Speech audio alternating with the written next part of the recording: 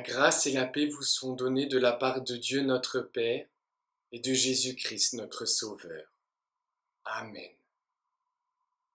Bonjour à tous et bienvenue à chacune et à chacun. Le dimanche des Rameaux nous le rappelle tous les ans. Dieu s'est fait homme, il est venu sur terre incompris de tous. Tous attendaient un puissant libérateur, quelqu'un qui les délivrerait du mal et de l'oppression de leur temps. Or celui qui entra à dos d'âne à Jérusalem connut ensuite la passion, s'est fait serviteur de tous pour devenir finalement le libérateur non pas des maux de notre monde, mais bien plutôt libérateur des cœurs. Alors que nous vivons aujourd'hui plus particulièrement la peur et la souffrance, ne devenons-nous pas quelquefois pareils à la foule qui accueillit Jésus à Jérusalem, des hystériques de la foi, qui souhaiteraient que Christ corresponde à leurs propres idéaux et projections de Dieu. Pour essayer de s'éviter de tomber dans la confusion, résultant de l'ennui et de la peur informulée, je vous propose de prendre un temps de silence pour se placer devant Dieu, dans le calme et la confiance.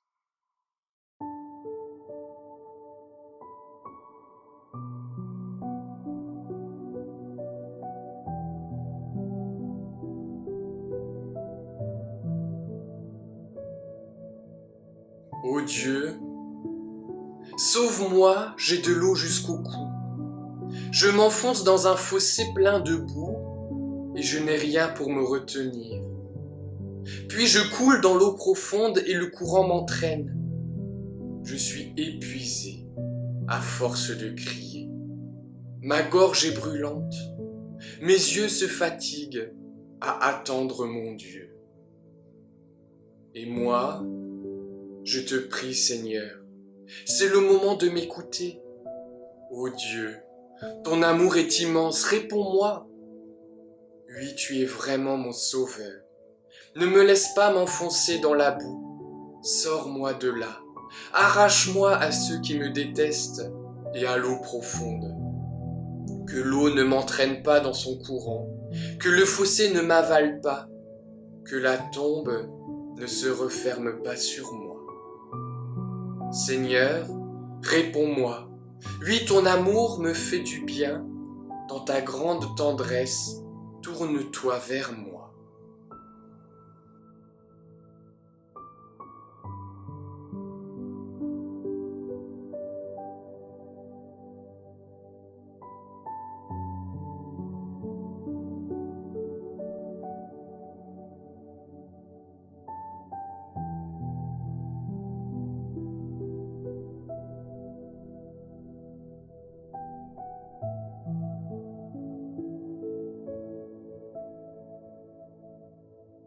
Seigneur, c'est vers toi que je me tourne. Je veux marcher dans tes voies pour bénir et célébrer ton saint nom, car tu es fidèle et bon.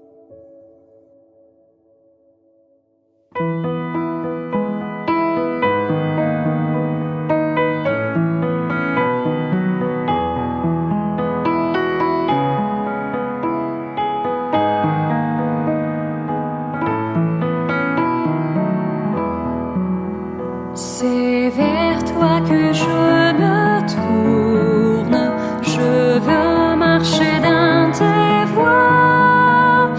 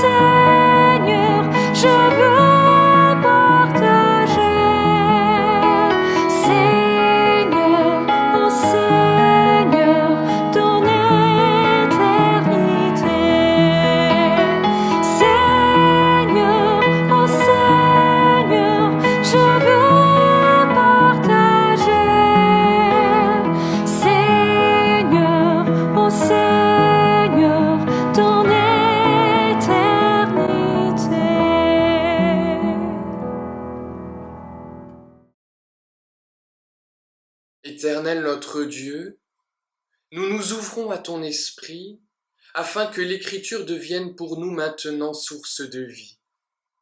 Que cette vie mette dans nos cœurs des idées, puis dans nos bouches des paroles qui donnent de la force et de la lumière. Rends-nous attentifs à ce qui est juste et bon en chacun. Ouvre-nous à une espérance féconde. Fais-nous toujours espérer une nouvelle étape de création. Que ta joie soit notre force. Amen. Nous lisons dans l'évangile de Jean au chapitre 12. Le jour suivant, la grande foule qui est venue pour la fête de Pâques apprend que Jésus arrive à Jérusalem. Les gens prennent des branches de palmier et ils vont à sa rencontre en dehors de la ville. Ils crient « Gloire à Dieu, que le Seigneur bénisse celui qui vient en son nom, le roi d'Israël. » Jésus trouve un petit âne et s'assoit dessus. On lit cela dans les livres saints. « N'aie pas peur, ville de Sion, regarde, ton roi arrive. Il est assis sur un petit âne. » Les disciples ne comprennent pas tout de suite ce qui se passe, mais plus tard, quand Jésus recevra de Dieu la gloire, ils se souviendront. La foule a réalisé ces paroles des livres saints qui avaient été dites à son sujet. Beaucoup de gens étaient avec Jésus quand il a dit « Lazare, sors de là » et quand il l'a réveillé de la mort. Et ils racontent ce qu'ils ont vu. C'est pourquoi la foule vient à la rencontre de Jésus. En effet, elle a appris le signe étonnant qu'il a fait. Alors les pharisiens se disent les uns aux autres, « Vous voyez, vous n'arrivez à rien. Voilà que tout le monde marche derrière Jésus. » Aujourd'hui, à l'heure du coronavirus, une de mes plus grandes tristesses est de trouver le web inondé de messages de type apocalyptique. Les uns clament « Ne voyez-vous pas les signes avant-coureurs de la fin des temps? Convertissez-vous, tant qu'il est encore temps. » D'autres « Ne vous inquiétez donc de rien, Jésus revient. » Les temps ne sont-ils pas déjà assez durs pour, en plus, jouer avec nos émotions, pour nous plonger en plus dans le cercle vicieux de la culpabilité? Aujourd'hui, j'aimerais plutôt vous inviter à la réflexion et vous dire « Oui, les temps sont durs, et peut-être même que demain sera encore pire, mais le Seigneur veut se tenir à vos côtés, sur votre chemin, pour vous soutenir, pour vous donner son amour, sa joie, sa paix. Ne vous enchantez pas de son retour, mais réjouissez-vous plutôt de sa venue première, du don de Pâques, initié par son entrée triomphale à Jérusalem. Voilà maintenant 3 ans que Jésus avait débuté son ministère. Il en avait fait du chemin. Il avait gagné une certaine notoriété. Un beau parleur, un faiseur de miracles, un révolutionnaire. Tant d'attributs qui faisaient de lui le candidat idéal pour le poste de Messie, qui était jusqu'à présent vacant. Israël l'attendait. Un roi libérant le peuple de l'oppression. Était-ce lui? Certains le croyaient en tout cas. Alors qu'il était en route pour Jérusalem pour célébrer la Pâque, voilà que Jésus demande à 2 de ses disciples d'aller chercher un petit âne. Il en avait besoin. En effet, c'est sur cet animal qu'il fit son entrée dans la capitale. Une foule l'attendait, lui avait déroulé le tapis rouge et dès son passage l'acclamait. Elle lui fit une entrée triomphale, digne d'une star, digne d'un roi. Un roi qui pourrait enfin régler tous leurs problèmes, chasser les Romains devenus trop envahissants, monter sur le trône d'Israël et diriger le peuple vers la gloire, la prospérité la félicité, dans un monde où la souffrance n'aura alors plus lieu d'être. La foule accueillit ce jour-là un sauveur, certes, mais finalement pas du tout celui à qui elle s'attendait. La passion de Jésus les bouleversera, même ses disciples les plus fidèles. Eux-mêmes ne s'attendaient pas du tout à cette fin, qui se révélera être finalement le début d'une longue histoire d'amour passionné entre Dieu et l'humanité. Et comme dirait l'auteur de la première épître de Jean, voici comment Dieu a démontré qu'il nous aime. Il a envoyé son Fils unique dans le monde pour que, par lui, nous ayons la vie. Cette vie n'est pas toujours rose. L'actualité nous le montre bien.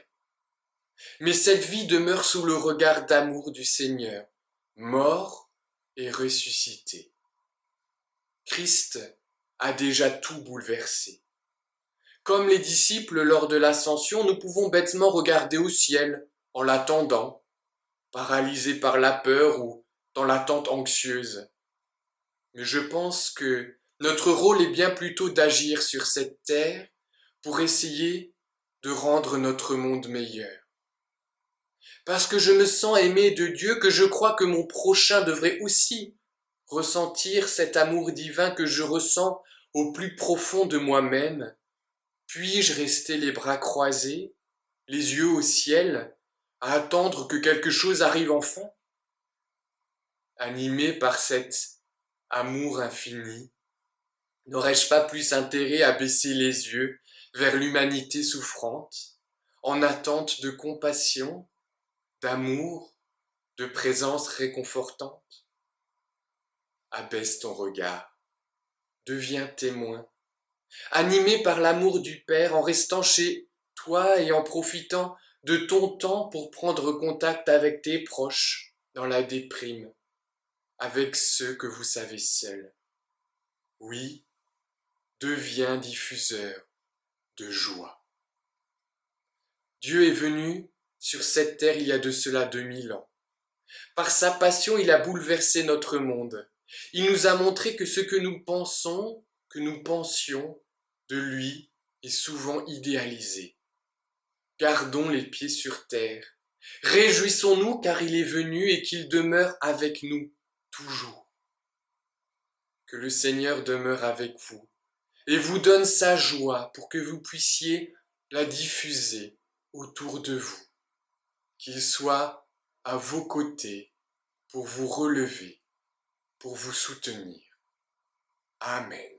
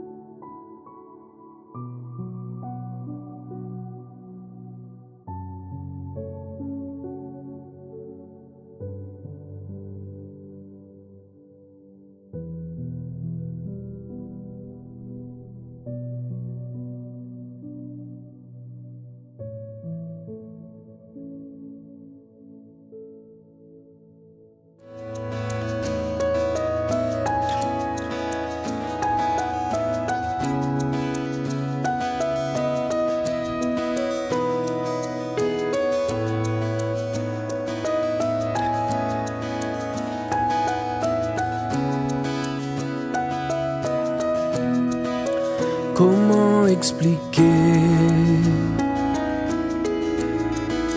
et comment décrire un amour si grand, si puissant que rien ne peut le contenir?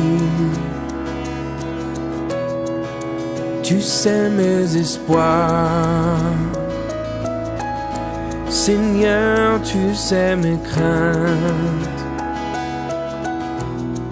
et mes mots sont bien trop petits pour dire tout l'amour que j'ai pour toi. Alors entends mon cœur, mon esprit qui te loue. Entends le chant d'amour d'un enfant racheté. Je prendrai mes faibles mots pour te dire quel Dieu merveilleux tu es. Mais je ne pourrai pas te dire combien je t'aime. Alors entends mon cœur. Si tout comme la pluie, les mots pouvaient couler, et si j'avais l'éternité, je ne pourrais pas l'exprimer. Mais dans les battements de mon cœur, tu entendras toujours. Merci pour la vie, pour la vérité et pour le chemin. Alors entends nos cœurs, nos esprits qui te louent. Entends le chant d'amour de tout est racheté. Nous prendrons nos faibles mots pour te dire quel Dieu merveilleux tu es.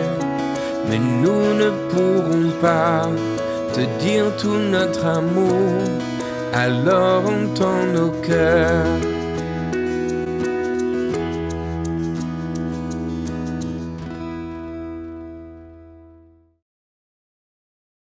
Seigneur, la passion c'était il y a 2000 ans, mais la passion c'est encore aujourd'hui, chez nous, parmi nous.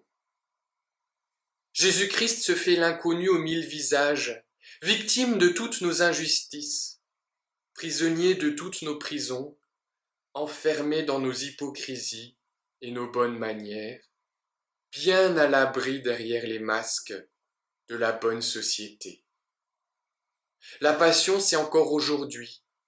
Jésus-Christ se fait l'inconnu aux 1000 visages, victime de toutes nos guerres économiques, médiatiques, industrielles, militaires et judiciaires.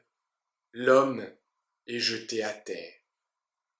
La passion, c'est encore aujourd'hui.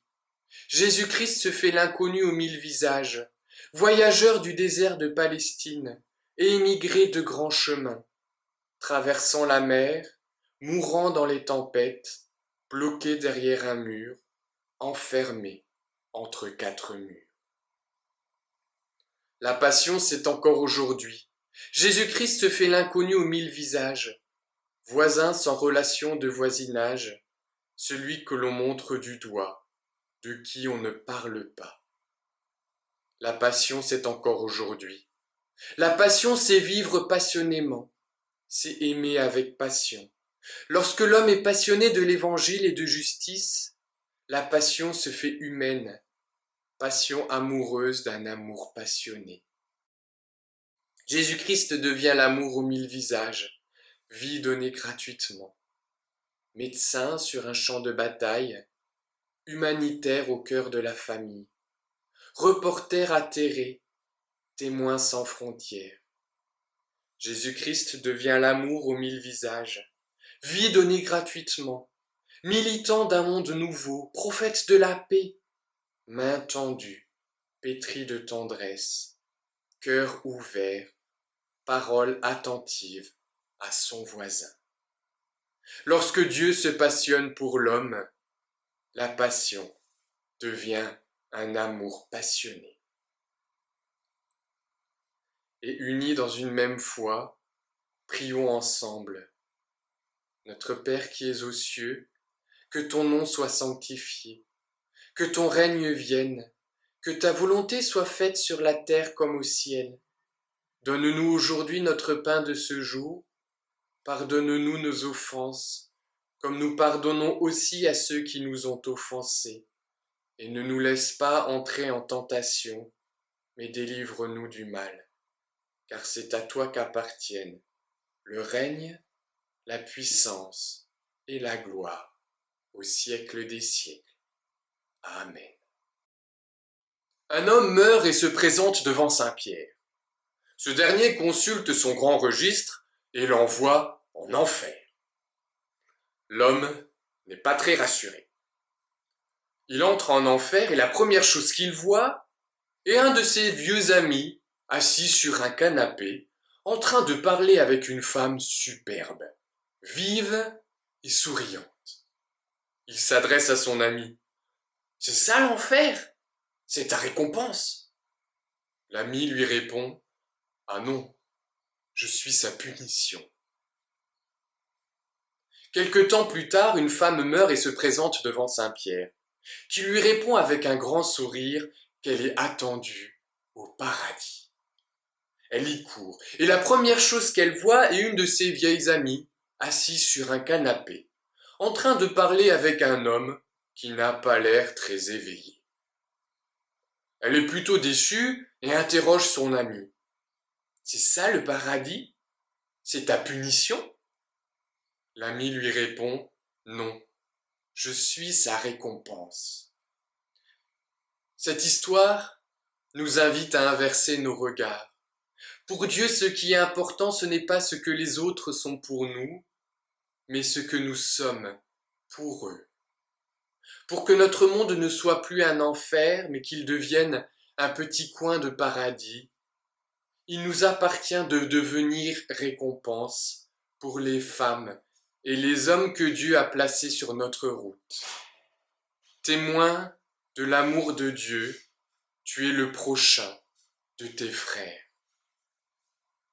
Que le Seigneur, par sa présence et sa parole, t'accompagne et te conduise, qu'il te fortifie et te donne sa paix. Amen.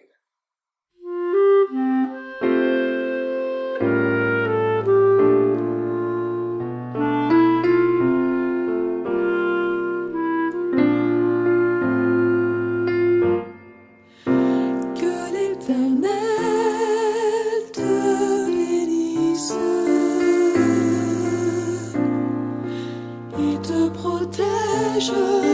Que l'Éternel te regarde avec bonté Et qu'il te fasse grâce. et qu'il te fasse grâce. Que l'Éternel veille sur toi et t'accorde la paix. Que l'Éternel te bénisse et te protège. Que l'Éternel te regarde avec bonté et qu'il te fasse grâce et qu'il te fasse grâce. Que l'Éternel veille sur toi